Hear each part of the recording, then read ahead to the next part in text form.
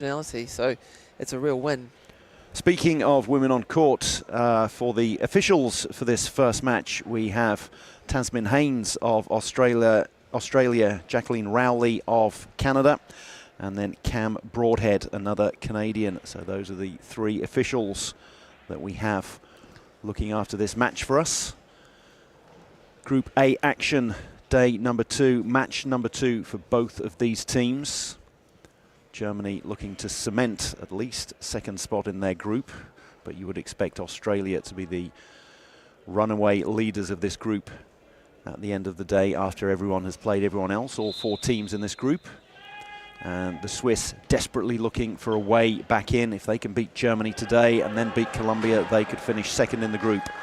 So it's Germany who win the tip-off, and their number 1 there, Marco Herbst, fires the ball forward, manages to find Stefan Wecker, and that's Germany on the board 1-0.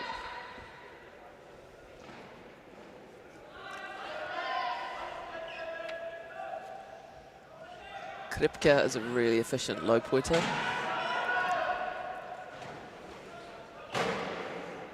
Armin Dautai fires that one over to Roger Frey, playing this tournament without his glasses. So the assumption is that he's got his contact lenses in. Wecker to Wilke, and a great pass there forward to Herbst. Wilke to Herbst is a real combination for the Germans.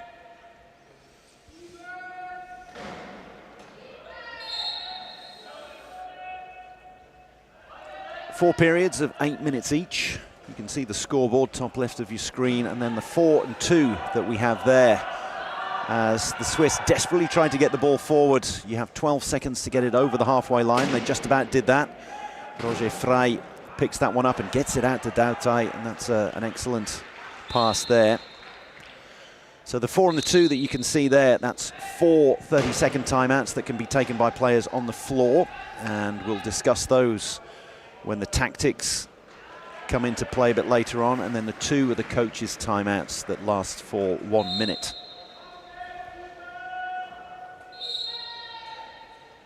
The teams matching one another score for score at the moment. It's a little along the lines of tennis. You're expected to score on your own possession, so like tennis on your own service, and if there's a turnover, then that's the equivalent of a break of service. Is this going to be a turnover here? Yes. So Germany's got the ball. Off to Wilke. Before it was Wilke to Herbst, there it's Herbst to Wilke, and that is the first break of service, as it were. Germany extending that lead, getting the first turnover.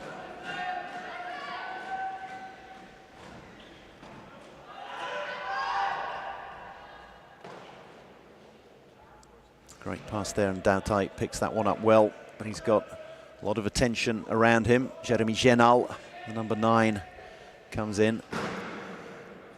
Germany well set up now in front of the key. That's the paint there. You can see all 4 of them either in or in front of it.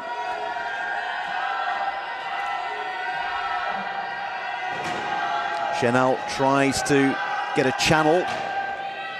That's fired over the top to Dautai, and he just gets over. That was very patient from the Swiss. Yeah, it looks like he just took a hit as well. You've got 40 seconds in which to score, and I think the Swiss took 38 or 39 of those there. It's probably not quite that much. You tend to hear the bench counting down in whichever language it is. It'll be Swiss-German for the Swiss. They're predominantly, in fact, I think they're all German speakers in the team, so they'll be speaking their Swiss-German dialects. The Germans, German, obviously. Brazil in Portuguese, the Colombians in Spanish, the Dutch in Dutch. So we're going to learn how to count down from 6 to 1 in all sorts of languages while we're here. Loving it.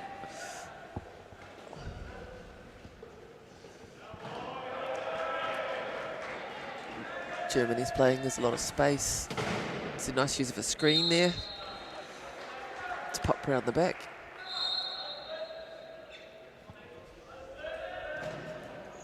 In Inbound lost from ball, Eve yep. Langhart. And stolen. And it's a turnover.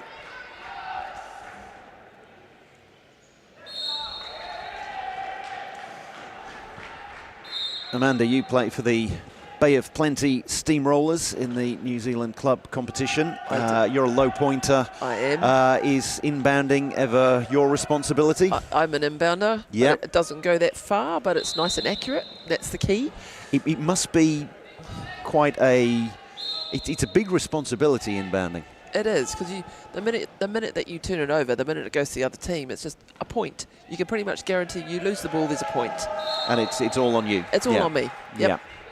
But it isn't all on you. So the inbounder here, it's not all on the inbounder to throw a Hail Mary the length of the court. You need your teammates to come and give you options, and they need to be able to release themselves from any traps, and at the same time the opposition's trying to limit your scope. Absolutely, it's about trying to create imbalances on the court. So you want your low pointers to be taking out a threat player and giving themselves space. So then that's my role, is to roll on and create space to get my high pointers across the line. So it's just absolutely like violent chess, strategic and dynamic. It's brilliant. Violent chess, there yes, we go. There okay, you go. Well, the sport was originally called murder ball. And then there's a little flip over. One of the Swiss players is on the deck. And it is the unmistakable figure of Armen Dautai. Flip back up. There's Adi Moser in the background. He's the player coach, but as you can see, he's got his beanie on, tracksuit top. And so he's going to be more coach than player. They're missing Dave MZ, the Swiss team. He's been their captain and talisman for a number of years.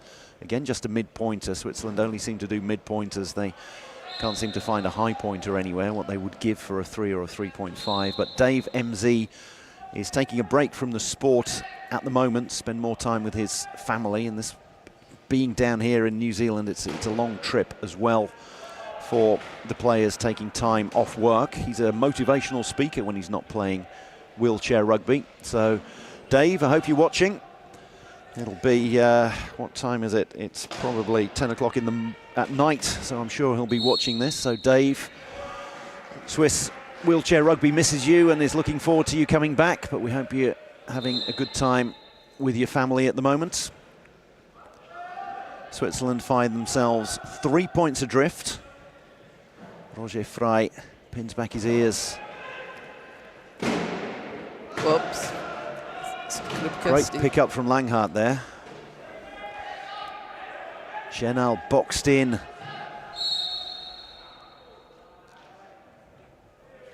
What was that, a reach? What do we got? I think we've had a reach. The Wilke? And Josko Wilke has indeed been sent to the box by Cam Broadhead, the referee. So you can see Wilke there. He is now going to be stuck in the box for either a minute or until the Swiss score. So the Swiss 4-on-3, power play for them. And Roger Frey takes his time, making sure that his teammates can set up, because as soon as you score, attack turns to defence, much along the lines of basketball. I do like violent chess. It's good, isn't it? So originally it was murder ball, and then the Paralympic Committee said, please come and join us, but we can't be giving out medals for murder ball. Is Kripke going to get there? Is Wecker going to get there? He's gone through the advertising hoardings. And I don't think he was in control of the ball. It needed a bit of backspin on it. He goes over the line before he was in control.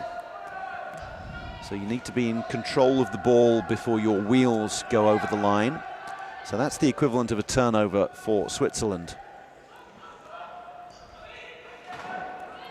A lot of pressure on the Swiss. The thing is, without a high pointer, they're never going to be able to score any quick breakaway points. And you saw how quickly the number one there, Marco Herbst, got back for Germany. So the Swiss forced to be patient every time to set themselves up. There's 12 on the shot clock.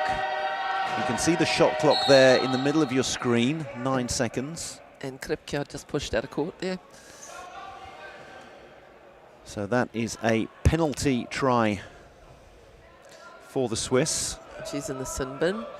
Not a penalty try, therefore, because the Swiss weren't in the act of scoring a try. So that means that Kripke goes to the bin.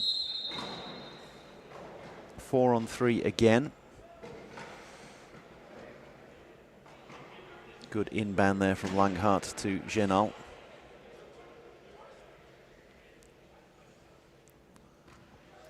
Boxed in. That reset the shot clock. And there we go. An easy enough score for Switzerland, and they've got this deficit back to just 1 point.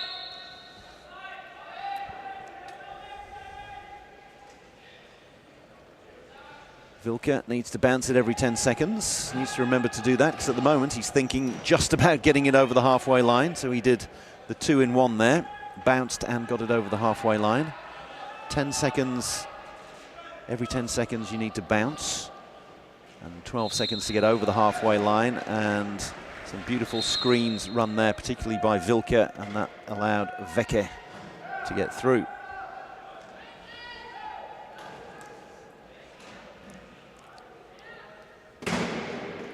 Nice long pass into free space for a change for the Swiss.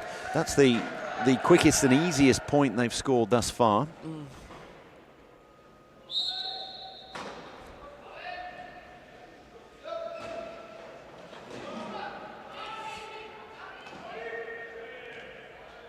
A huge pass forward there.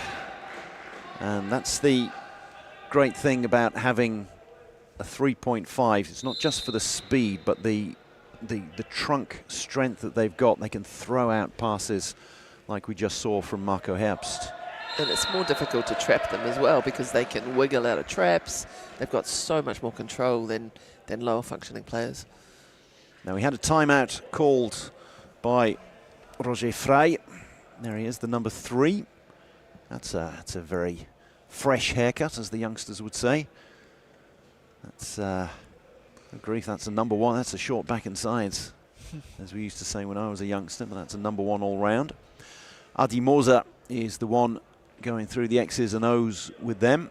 Player coach. Behind, standing up, is Chris Hardy, who is their official coach. And then over on the left-hand side there, we saw Christoph Werner, who's the coach for Germany. We're down into the last 80 seconds, so this is where timestamps are going to come into play. I think Frey took the time out there to make sure that he was boxed in, so he wasn't going to get the ball over the halfway line within 12 seconds. So now this is when the Swiss are going to try to score at a certain time in order to have the last possession. Teams want the last possession because you can score and your opponents have no time to reply. So you've got a 1-point jump on them. Fast try. Scored quickly by Herbst, and that means, as you can see, 46.7 seconds left on the clock. So even if the Swiss take 40 seconds to score, and they are a patient team, slow scorers, slow and steady wins the race. The clock doesn't start until it's been inbounded and touched. So even if Switzerland take all 40 seconds here, Germany will have at least 6.7 seconds in which to try to score the last try and score a quick one. Beautiful. Well, they're now going to have 37.2 seconds. So Germany, if they like, they can take all their time and try to score the last try. They are also going to get possession at the start of the second quarter. You can see the big red arrow to the left of your screen in the center now on the table. And that means that they will get possession for the second quarter. And they end up being 2 points up just by playing the clock well. Exactly. Well, it's 2 and it could be 3. So they're going to run the clock down here a little bit.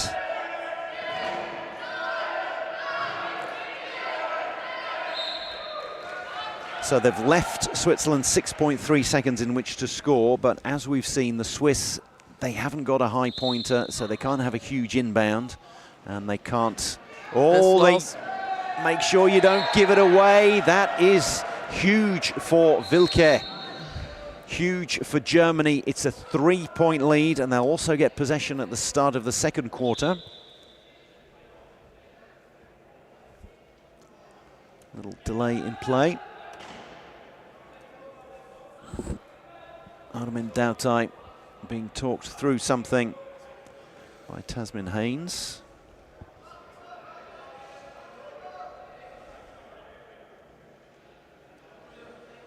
Dautai saying he's going to inbound. The Germans swarming. They've already picked it off once, and it just... That was almost what Team GB call hands in pockets time, which is just don't give any fouls, don't give the ball away.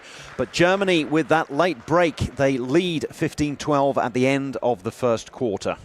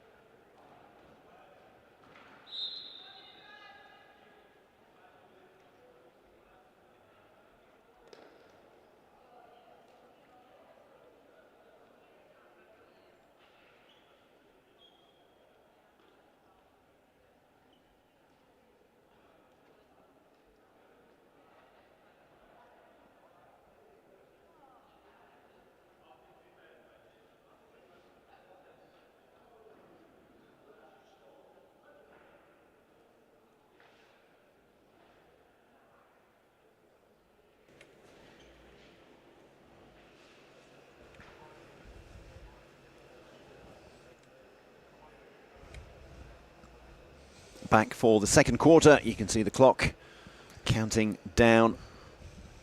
It is Switzerland who are going to get possession, so they'll be hoping to score the first point, obviously, but there was a real swing towards the end of the first quarter.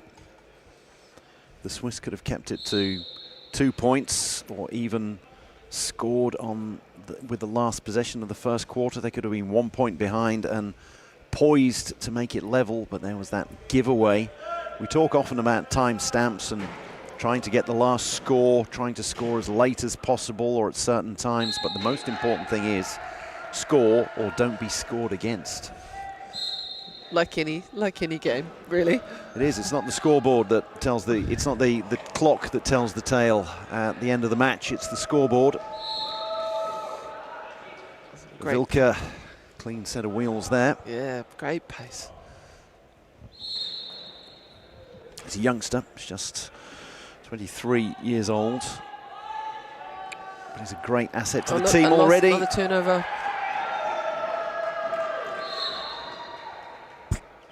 all seems to be becoming a little bit unravelled for the Swiss. Lots of pressure on their hands.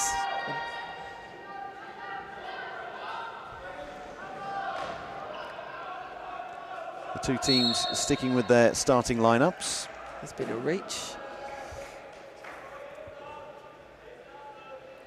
And it's Marco Herbst who is going to go into the bin. Means that Germany are currently, well, they're going to be playing with a mere 5 points on the court.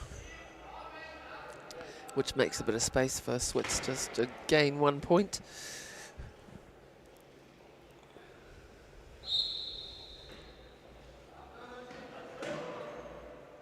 So Switzerland about to score. Are they going to put a trap on Herbst to make sure he can't get out of the bin? Yes. Setting up there. But nice work by the other screen. And Herbst is let back out, but the only way of getting out when you're being trapped like that is by telling the officials, I want to be the one doing the inbound. So when a high point player is trapped anywhere, they just call inbound. That means it puts them in a bit of a dodgy position because they have to then throw it in, and they could be trapped on the line. Exactly, it means you've still got that 3.5 off the court because they're having to inbound and then can be trapped by other players. So Switzerland have made a change. Christian Hanel has come on, the number 2. And then what happened is the player 9 just got knocked into the 1 metre space. So when you're inbounding, no players can be within 1 metre. So there's been a turnover. Genal was the one who was pushed in there. So clever play by the Germans. A little bit of inattentiveness there from Genal. So another turnover for Germany. They're doing the little things. We've said the Swiss have been patient in their way of scoring. Germany haven't really been able to play the kind of game we saw them come up with against Colombia. But they've still managed to score points. And number 10's just been done for reach.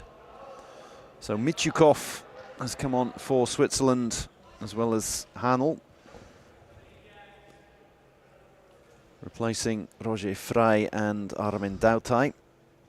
And Michukov into the bin. So things are just going Germany's way at the moment.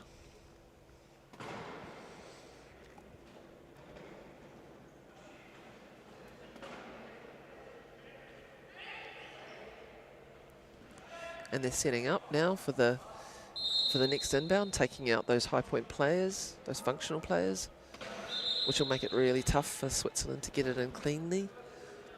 There we saw Michukov, the number 10, putting his hand up saying, I'll do the inbound, so let me out of the trap. That's as easy and straightforward a point as we've seen Switzerland score all day. It's the benefit of having Michukov on the inbound, strong inbounder.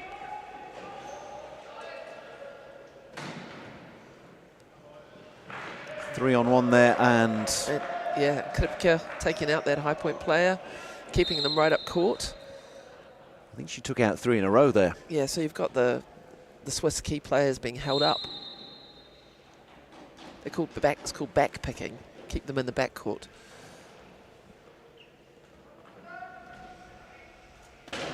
Hanel to Frey, and Dangerous. wow, it was lucky. You've still got to get the ball over the halfway line within 12 seconds.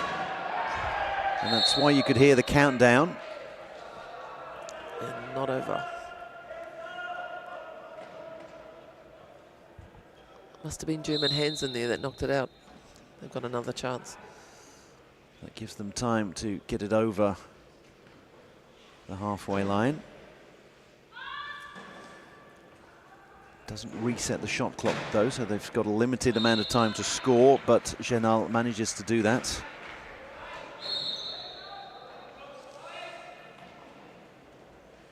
Weiss, he's got pace for a 2-pointer. He's really quick. He has. He's a really quick 2.0, isn't he?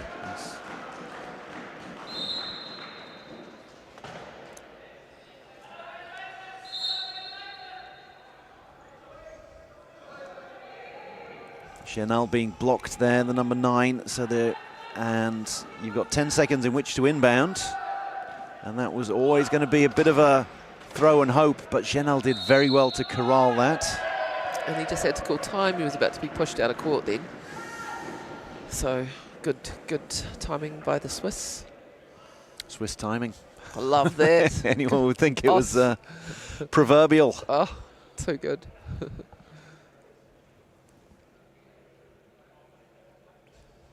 Adi Moser, he's a low pointer himself, 1.5, and you can see that from the chairs. We're getting a good look at some of the chairs there, and there are different types of chairs depending on what kind of role you have in the team. Yeah, what kind of function you have. So low point players have got the ones with the pick bars out the front there, and they're the ones for trapping and screening, and the rounded front are just for barging and, you know, Mad Max without the mohawks kind of look.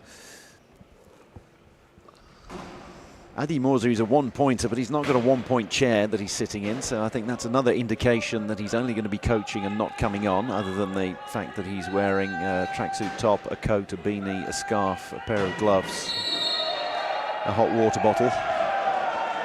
And Swiss just hit the cone then on the way out, so leaving the court, no try. And you can see there's the proof that the cone was hit.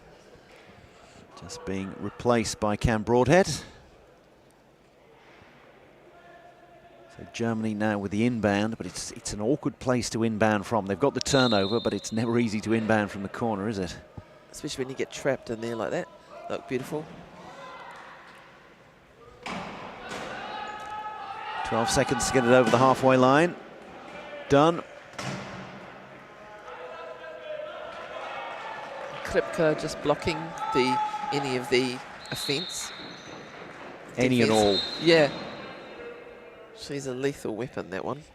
Unsung heroes, the low pointers, aren't they? Obviously, I'm preaching to the converted here. They absolutely make all the high pointers look good.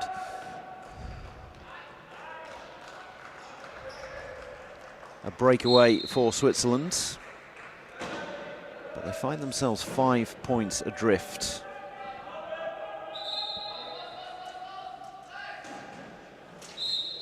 Wecker comes back for the inbound. Germany sticking with their main 4. Filke, bit of a play action fake. It would be in the NFL if that's what the quarterback did. Faked to go over the top, or a pump fake probably in basketball is more accurate an analogy. We do have a lot of analogies for other sports here, and it's not to take anything away from wheelchair rugby. It's because I know that a lot of people watch a lot of other sports, and there are a lot of comparisons that can be made with other sports. Obviously the best comparison is violent chess. Yeah, I like that. I'm getting that on a t-shirt. Yeah, all the way. Look, Vilka, beautiful work there. Screen. The screens just make the space for the high pointers to run free.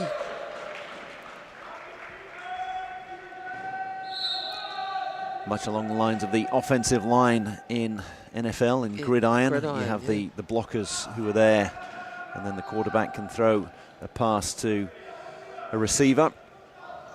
Lucky to get across half. Now he's trapped in the corner.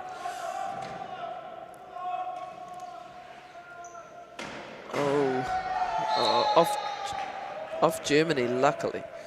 Did well to get it away, and then Michukov almost got possession of it. It bounced out of his grasp and then off a German wheel. So second bite of the cherry for Switzerland.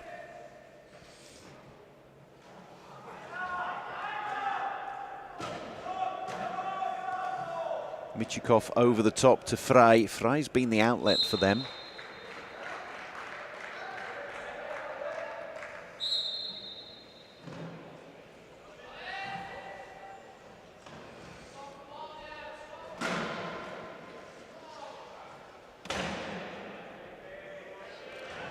Wecker it is, who weaves this way and that. He's got some great pace as well. Speaking of weaving this way and that, they have their flag bearer with them.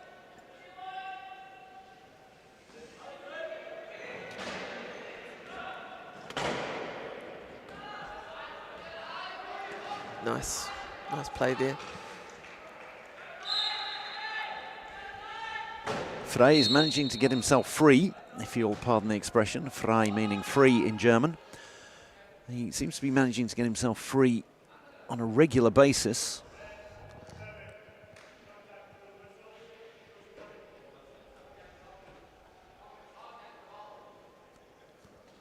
So no foul called, but there's a contact warning, I think, against Britta Kripke.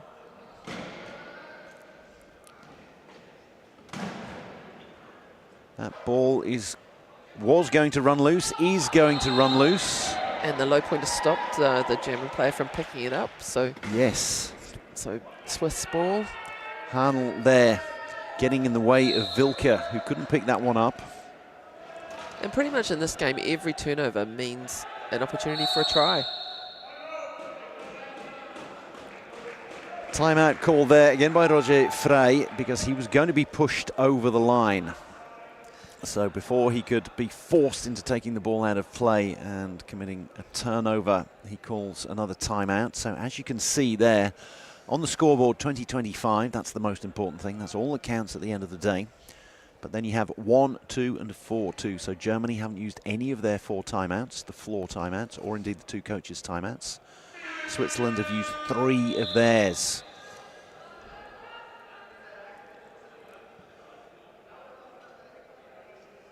They haven't used any of their subs either. That's the starting lineup.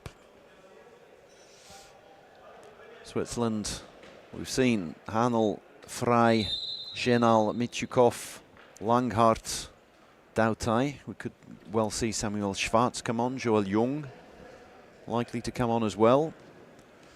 Patrick Gosteli hasn't featured, and it's unlikely that Adi Moser will.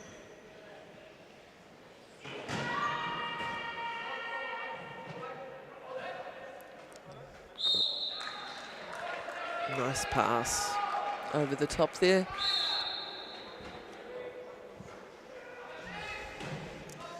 Weiss. Look at the Germany bench there. You can see them all rugged up, as we say down here. Literally, I think there we go. They're desperately trying to keep warm there. I didn't see why player 2 ended up in the sin bin, but Swiss ball.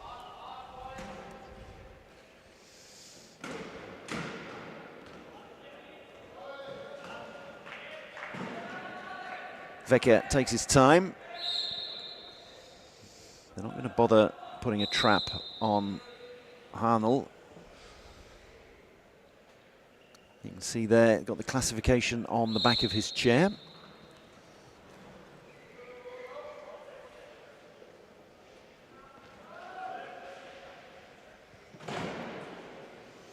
Remember, got the 12 seconds. And there's no Swiss players over half yet.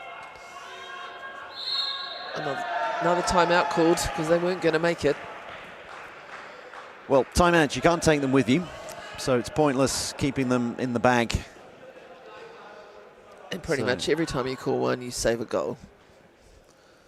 Yes, you need to make sure when you take a timeout that you convert it into a point afterwards. So as you can see, Switzerland 0-2. They've used all 4 of their floor timeouts. And then Germany just keying up, save on energy. Also, they're really good at it. All 4 of them either in or in front of the key. You can't have all 4 in the key. That, unsurprisingly, is called 4 in the key. And is an offence. Genal tries to push his way through. Kripke says nothing doing. And if the offensive players get held in the key for more than 10 seconds, it's a foul. In the end, it's Michukov who springs the lock.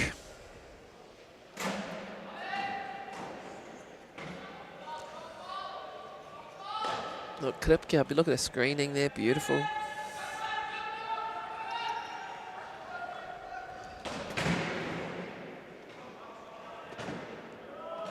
I want violent chess on a T-shirt. I think you want a Britta Kripke jersey, don't I you? do. I've got the fan club.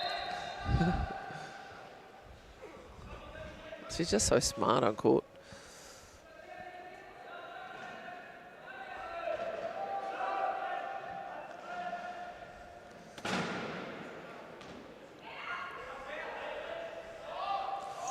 Yep, they're going to make this one. Switzerland just taking their time. Why is the ball? Why not? I was thinking, it was one of those you think, hang on, what's going on? But you can just put the ball down. You can. Yep. And turnover. Oh, incredible there from Wilke to get the ball out, and 49 seconds left on the clock. Yes, Herbst absolutely flew down there in order to make sure that there are, you ideally want to score with 55 left on the clock, because then even if your opponents take 40 seconds, you're going to have 15 in which to score from the last possession. So that's what Germany were doing there. 10 seconds in which to inbound. The clock now starts once it's been touched by another player or a chair. And so there are the high point players being held out of play by two of the other lower point players, putting a lot of pressure. Yes, Genal was boxed in there. So Germany with 36 seconds. What they might try to do is run the clock down, either using all 36 seconds or using one of their timeouts, which resets the shot clock to 15 seconds. Yep, looks like what you just said. Look at that. Taking their time.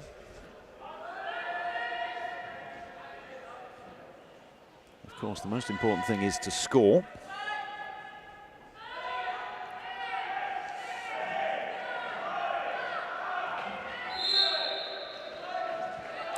Nine, acht, sieben, and it got down to 7,3, 7.3. So Switzerland with 7,3 in which to score, and how about that? Oh, the problem was that the outlet for them was Hanel. Oh, that was close. The Hail Mary. It was a Hail Mary, two Hail Marys. The latter, a huge one from Herbst. There we see Hanel couldn't quite corral that one. He's a low pointer. So at the end of the first half, going into the big break, Germany lead the Central European derby 29-23 over Switzerland.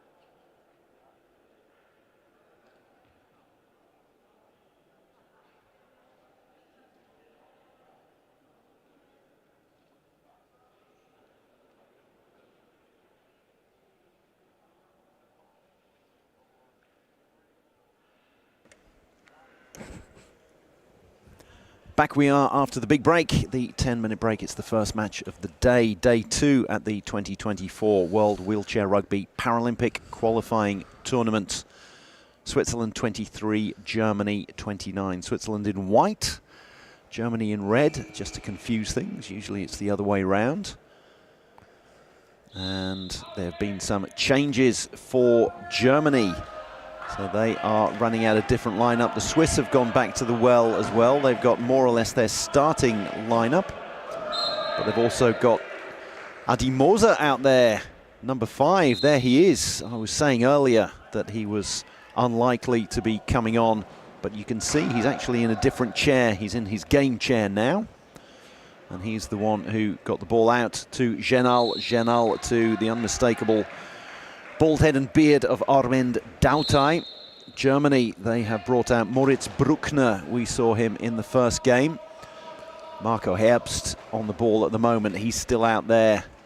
He's the kind of player that wants to be out there all the time. Gets the ball to Josko Wilke, the number 5. There's been a reach, I think, there by number 10. And otherwise, Florian Bongard has come on, number 21 for Germany. So that's their lineup now. No Britta Kripke. So they're having to play 8 as opposed to 8.5 points. There was almost a back over half then with that receive. He almost got knocked back over the line, which would have been a turnover. Yes, once you've taken the ball into the front court, you can't take it back into the back court. Not something you would want to do, but an opponent might make you do it by bashing you back there. Michukov. So Switzerland going with Michukov, Moser, Genal and Dautai. Genal getting some running repairs.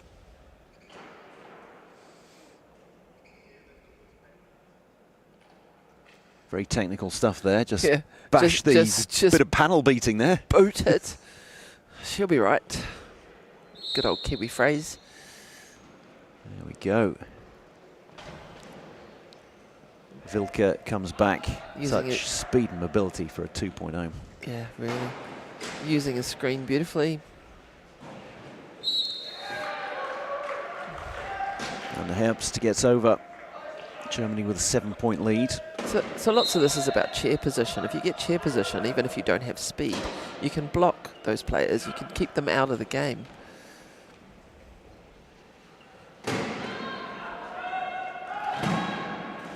Lucky. Dautai to Genal. That was very close to being a turnover. Genal there, making sure he doesn't go back over the line. So an over and back, as Amanda Lowry was just saying.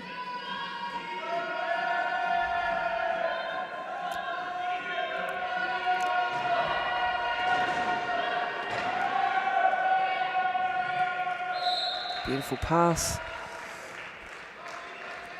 Dautai waiting in the key. Obviously 10 seconds is the maximum an attacker can spend in that paint there.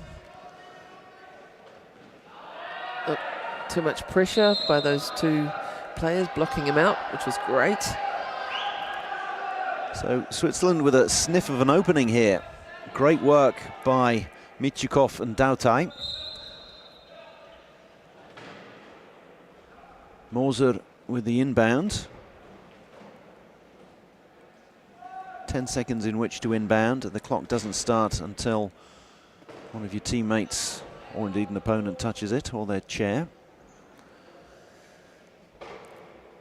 They've come out with a bit of fierceness in the second.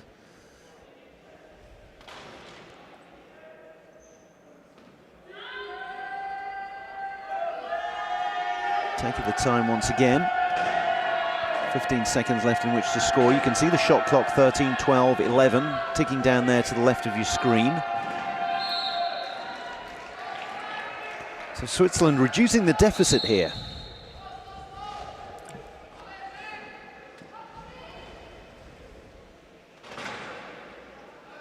Look at that. Trying to keep them down.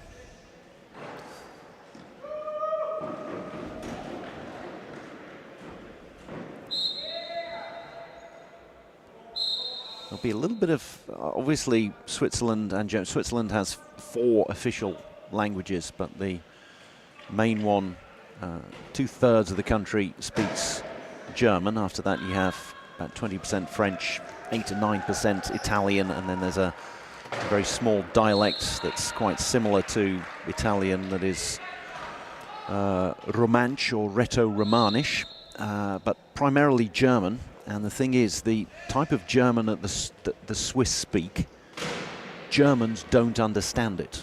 If there is a Swiss film on German TV, it has to be subtitled because they won't understand it, and it takes Germans about 3 months to understand Swiss German.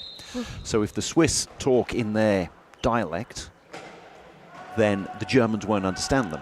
Whereas Swiss people, you can't write Swiss German, so everything has to be written in High German, the German that Germans speak, as the ball is lost there. A penalty goal. Oh, in the bin. Wilke. So Wilke reached in there and committed the foul, so it's a penalty goal, a penalty try for the Swiss. No, it isn't, because Wilke's gone in the bin. So apologies, yep.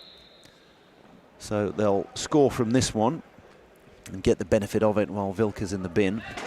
So yes, the Germans, whatever they say, the Swiss will understand, because Swiss people have to understand High German, proper German, but the opposite won't apply. So if the Swiss have got some tactics, they can just say it in their dialect, and the Germans won't get it. And Wilke having to inbound because he would have been trapped on the line then. And the low pointer just perfect. Inbounds it very nicely to Moritz Bruckner, who we saw in action in the first match when they defeated Colombia.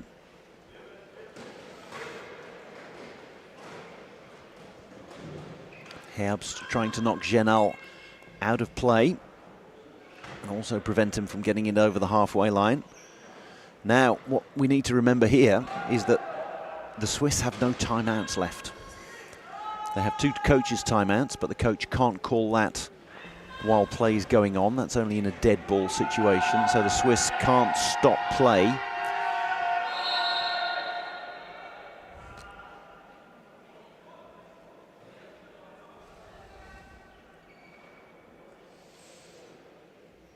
Referee's calling a halt to proceedings. And it's Herbst going into the box.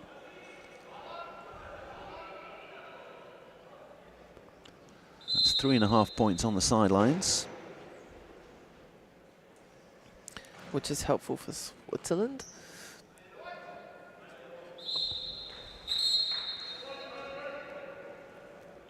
Herbst says, let me out. And that means he has to take the inbound because he'd been trapped by a Swiss low pointer.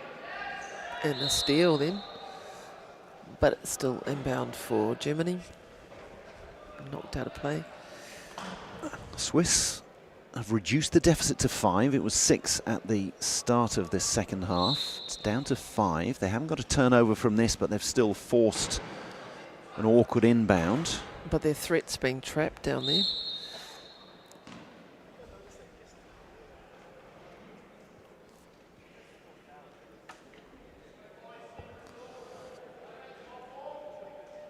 Jeremy Genal is the one being sent to the box there for reaching in.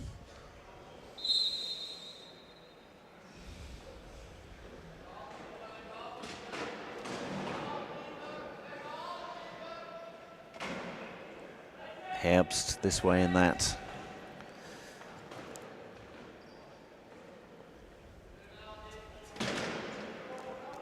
Taking his time. That way his teammates can set up.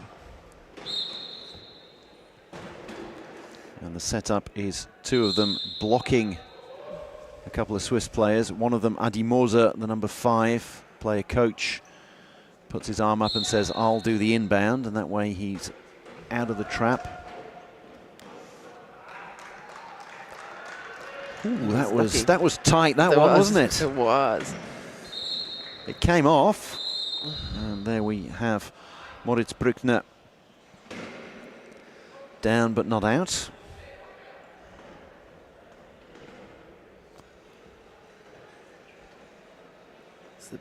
benches roll to quickly get the player back up on their wheels again.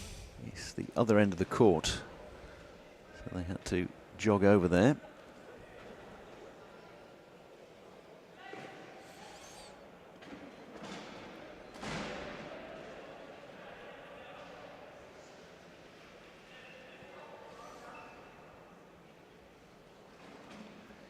Cone is replaced by Cam Broadhead.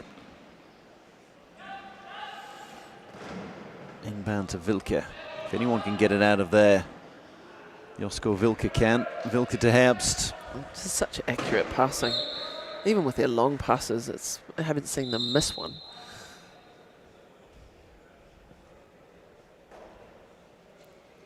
Germany ranked number 9 in the world. 8 teams make it to the Paralympics. 5 have qualified already. From Europe, that's France, the hosts, but they won European qualifying anyway, so that meant that 2 and 3 got through, 2 and 3 being Great Britain, who lost to France in the final, and Denmark, who defeated Germany in the bronze medal match, 53-50. So Germany were just 3 or 4 tries away from getting direct qualification for the Paralympics, but meant they had to come through this last chance saloon that we have here. Otherwise, in Asia Oceania, it was Japan who won the tournament, and that meant that Australia and New Zealand had to come via this tournament as well. And then from the Americas, USA defeated Canada in the final of the Parapan Games. So that meant that Canada and Brazil, who got the bronze medal, defeating Colombia in the bronze medal match, they have to go via this tournament as well. And then there were a couple of wild cards in there as well, and that's the Netherlands and Colombia. Was that a goal?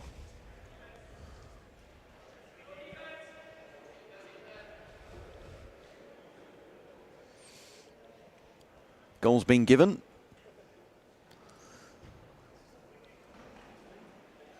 And not seen as an illegal hit, so he didn't get binned. Must have just been the pace that he hit him. So what is a legal hit and what is an illegal hit? Or just hit it. If you tap behind the wheel at pace, the chances are the chair will go over. So then it's a proper foul. But with a player with that pace coming at you, if you're late like Wilke, the chances are you're going to go over if he hits you hard enough. So yes, hitting in front of and behind the axle is the way it's defined.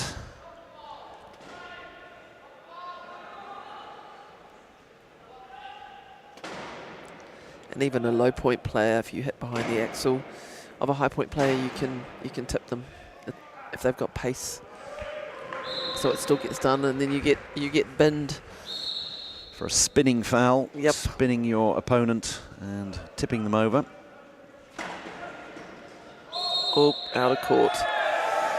Oh. Just see there that Michukov's wheel touched the line, exactly where the referee is pointing.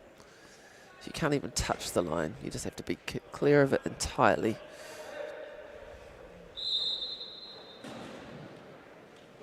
That was lucky. Maybe it was a set move.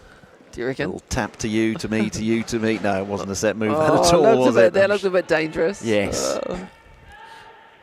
That did not. Look, here we go. So sometimes the player will leave the court just to make the time go faster. So that's what Adi Moser did there, the one with the inbound. He left the court to make it a penalty try, rather than having time tick off. Germany have got the lead back up to 7.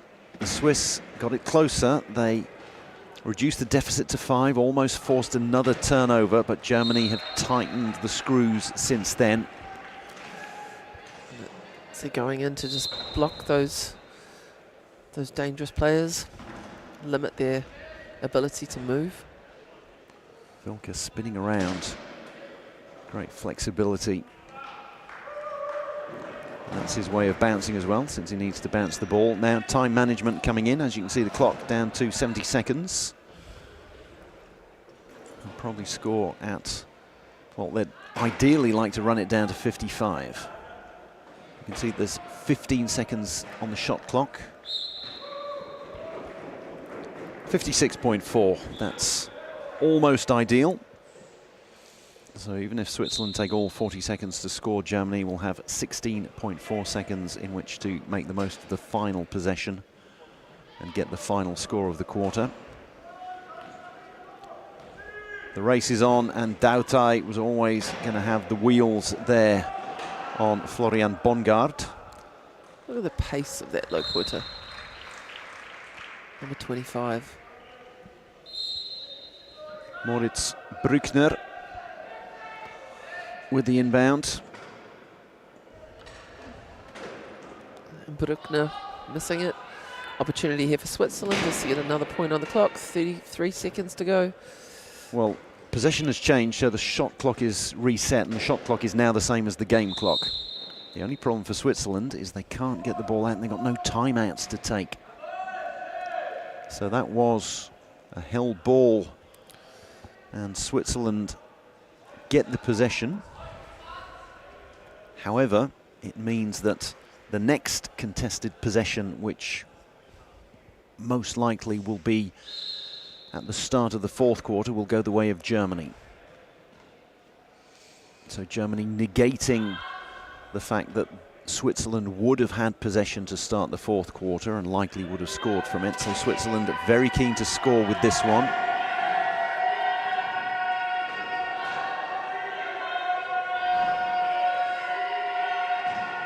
Dautai's got to get his wheels over the line. And I do believe that that was... Number 5 leaving the court, I think. Looked like it, didn't it? It looked like Adi Moser leaving the court. But the inbound is going to be for Switzerland. Dautai gets it in there, needs to get it accurately, and does so. How about that for Switzerland? Dautai to Schenal. That was a huge point. Bit of a Hail Mary. The clock starts now. Has he got time? Not quite. If anyone could have done it, Herbst could have.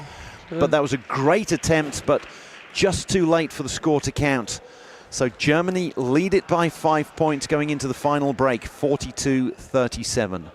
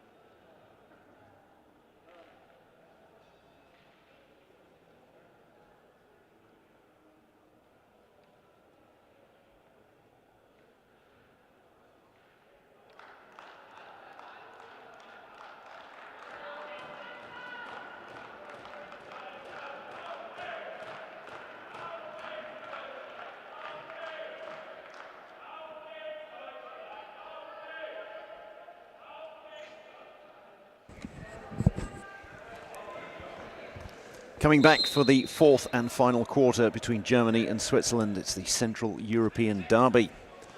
The Rhine derby, if you will. The River Rhine that runs along Switzerland and then goes up through Germany. And Kripke back on. My favourite one-pointer. There we go. There you go. Didn't take you long to spot that one, did it? Where is she? Where is she? Britta's back on. Yeah. There she is. So they've gone back to their starting lineup, Germany. We wondered during the break whether they would dig a bit deeper, go into the bench a little bit more, since they're 5 points clear with only 8 points to go, and whether we would see the likes of Mascha Mosel, the other female player that Germany have. But no, they've gone back to the well and gone back to their original starting lineup. Switzerland have a bit of a mixture. Adi Moser is still on, the number 5, who's about to inbound. He's going to inbound likely to Armind Dautai with the big beard, or Jeremy Genal, the number 9, and then Roger Frey has come back on.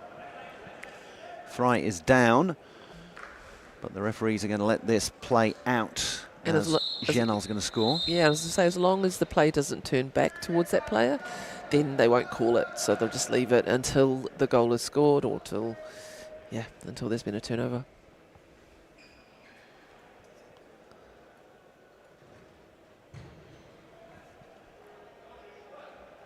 Good job he's not playing in his glasses, Frey, otherwise they would have come loose there.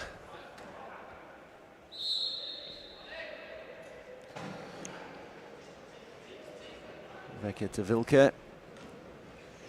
Wilke and Dautai keeps up with him. Gets that one loose to Veke.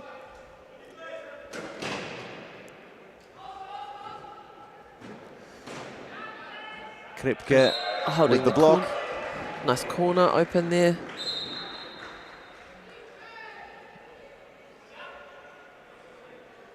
Another assist for your favourite, Britta Kripke. We've got to stop saying that. It'll just sound wrong. It's just I'm a one-pointer. I'm a 1.5, and yes, I could only wish to be that good.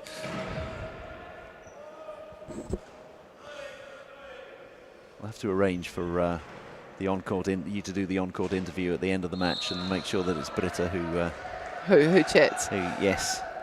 Yeah, and then I can sing out the praises of low pointers. Exactly.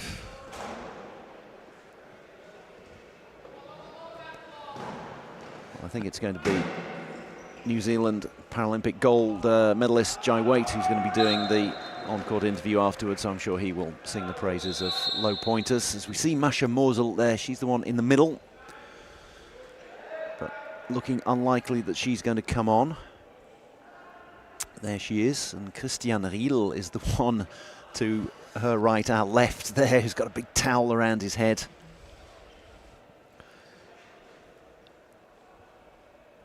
Kripke just getting some running repairs.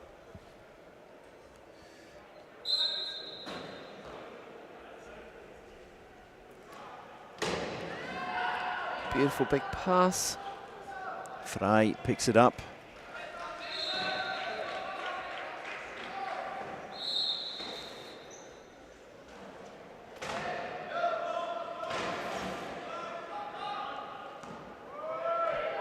Hail Mary, Weiss. There we go. Wilke ready to pick Wilke. that one up. Weiss means white. Apologies. Very good. Very good. My teeny bit of German I remembered from school came in then. There we go. By accident. Switzerland are playing in Weiss and Germany in Rot, in red. Very good. Yeah, very yeah. good.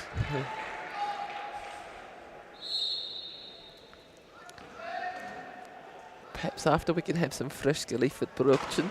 Oh, well, there we go. There we go. If someone can deliver them freshly, then we Then will we're have in. some bread rolls, yes. I know. Oh, God. Yes. I think I'd prefer, well, it's breakfast time, so I think I'd prefer a Gipfel croissant. With Erdbeere marmelade. Oh, there we go. Ooh, Strawberry jam coming in. I am getting hungry now, so... Oh, it's almost a steal. Kripke hungry for the ball there, but just couldn't quite pick it up. So Switzerland keeping pace in this final quarter. 5 points adrift.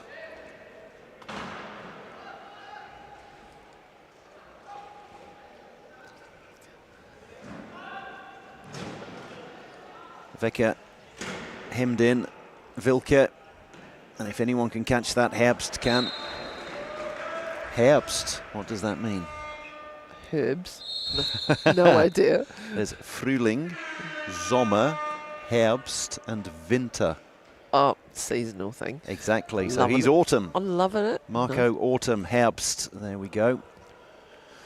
So we can learn Deutsch while we're sitting here. Indeed. It's brilliant. Christoph Werner, the German coach, has taken a coach's timeout.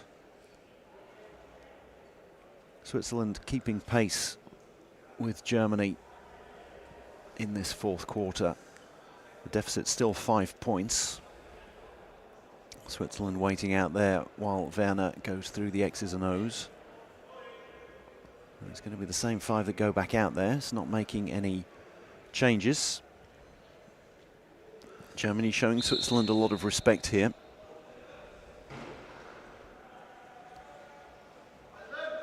Moser with the inbound to Genal.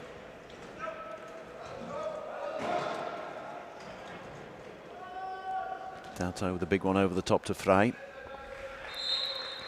Moser's got a great inbound. It's a good pass on him. For 1.0, yes, he's incredibly experienced.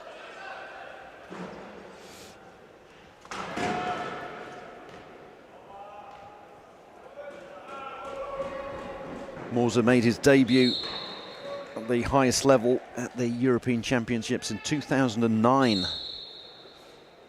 Plays his club rugby for the Zurich Eagles.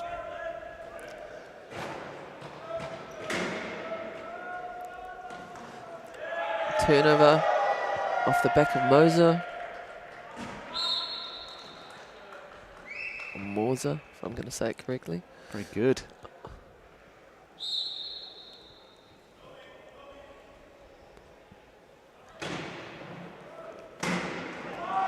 Through a lot of sets of hands there, and a great block by Wilke. You could see that Herbst was trying to keep it in because obviously it came off Wilke's hands.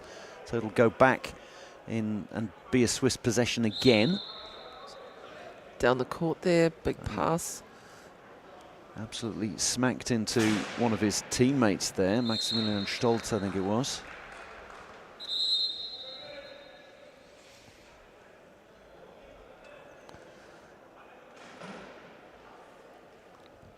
Wheel change for Armin Dautai.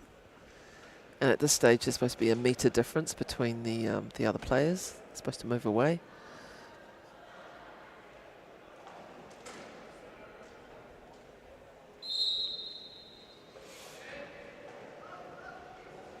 Herbst coming back and providing the outlet.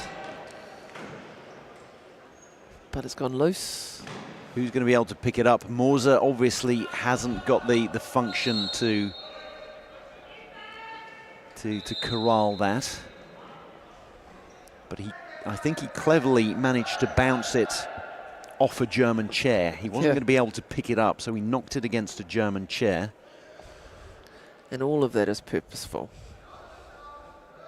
Yes, we're saying he's a wily campaigner. Made his international debut at 2007 and then first Euro in 2009. Adi Moser. So lots of games under his belt. Roger Frey, a lot younger. He made his international debut in 2020. And then his debut on the big stage, that was in Vejle, Denmark, at the World Championships in 2022.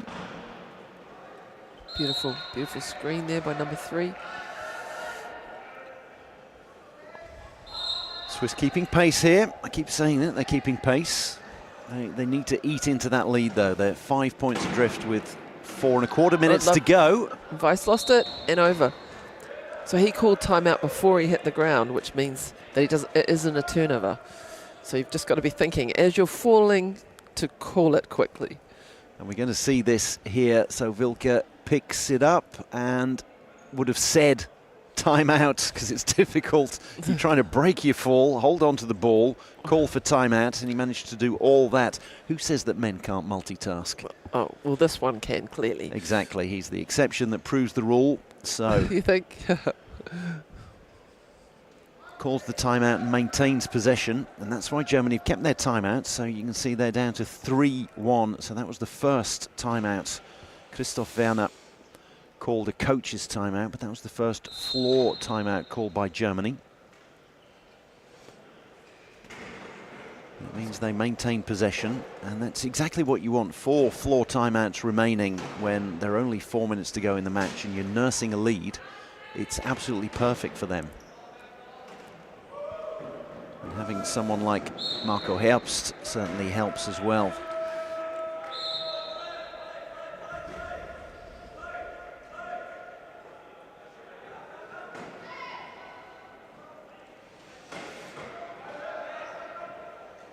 Frey, ball over the top to Genal, ball over the top to Dautai. Dautai's got some good pace on him for a 2.5. He's keeping up with the 3.5.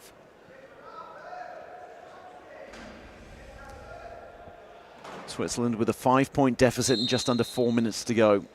They need turnover, score, turnover, score. And unfortunately, Germany doesn't make many mistakes. That pressure's on a bit now. It is. That's why Germany have gone back to their starting lineup. Vilke manages to work his way through. And Herbst. And Moser leaving the court, so penalty goal. And it just hurries it up. It means no one can waste time. Quick inbound from Moser. Bounce. Dautai needs options further forward. Genal, how did he pick that one up? That was excellent. Beautiful pass. Moser with the ball. Gets through. How about that for a one-pointer? Love that. Another fan moment. Exactly, there we go. So look at that. Yep. Oh, look.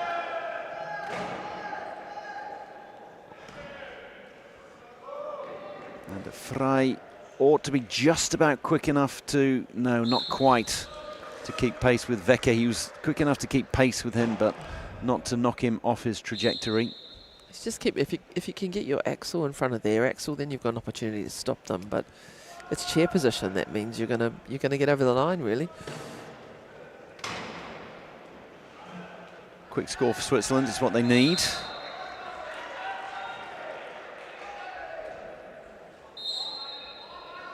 But they need turnovers and they need them quickly. So Moser on the line, stopping their play for coming in. Vilke, though, is going to let the shot clock run down. Genal almost nudges him over the line, saying, stop taking too much time off the clock.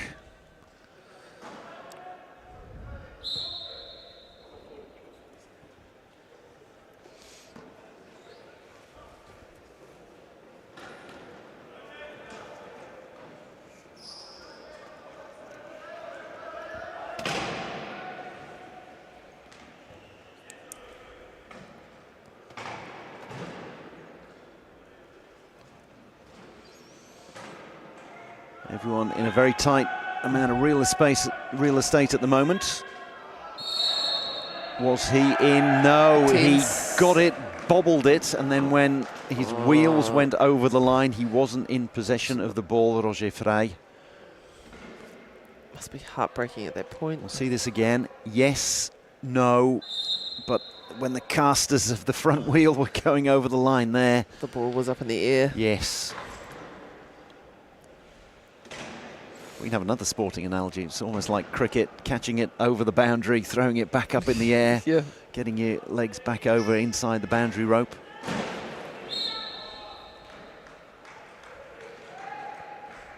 Germany taking care of business.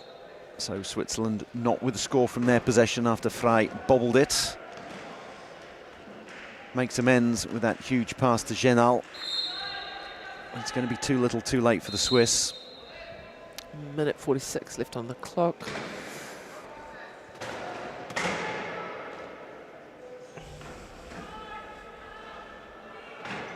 Herbst will quite happily hold on to that for quite some time.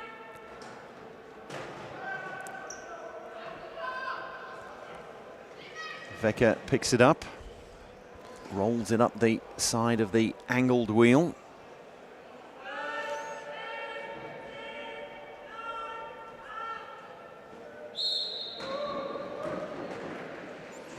Herbst lets the shot clock tick down to 7. 75 seconds to go in this match.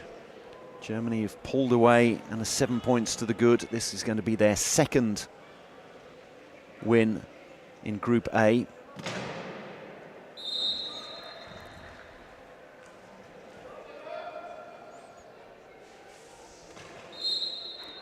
And unless Colombia can come up with a real shock against Australia later on, this will guarantee Germany a spot in the semi-finals. First in Group A will play second in Group B and vice versa. So the likelihood here is that first in Group A will be Australia, second in Group B, Germany. So it could well be that Germany face Canada in the semi-finals. Getting ahead of ourselves there though. Germany running down the clock, and they're going to take a timeout to give themselves another 15 seconds. It's almost like the end of an NFL match where the one team is clear and they know they're allowed 15 seconds for each down, so they just let the first down expire, the second down expire, and then wander off the pitch. Germany running down the clock nicely. And they're going to take another timeout. Yep. I think they did a little bit too early there. There's 15.7 left on the clock.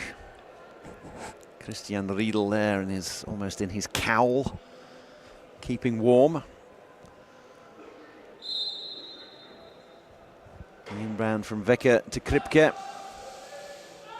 A little give and go. You can hear the bench counting down again. This is going to go to Herbst. Herbst is going to pop over the line. Or not.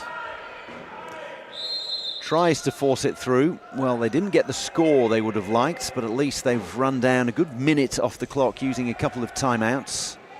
That's what they're there for at the end of the day. And it's going to be an inbound from the side. And they've still maintained possession. So the inbound, and then once it's touched, the clock will start again. And there we go. They will not quite get the final score, but it's not going to matter. 56 points to 50, or maybe they did get the final score. But either way, congratulations all round from the German team. High fives, low fives. Germany defeat their local rivals, Switzerland 56-50, and all but book themselves a spot in the...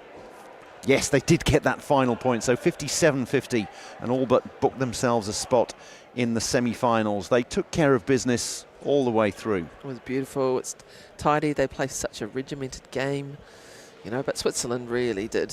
They really did make them play well. They never really outclassed Switzerland. They were behind from the off, but it never got out of hand. And obviously a few more points for Germany at the end, a few extra points, a few extra turnovers, where Switzerland were really chasing the game and leaving themselves a little bit exposed. We're going to see the final score here, just about getting over the line. It was Adi Moser, and it was a penalty try that gave them the extra point. So Germany winning 57-50. They won their opening match 58-51, so they like these 7-point gaps, Germany. Incredibly consistent from them, so that's 2 victories for them. That pretty much guarantees them a spot in the semi-finals. The other 2 teams in this group, Colombia and Australia.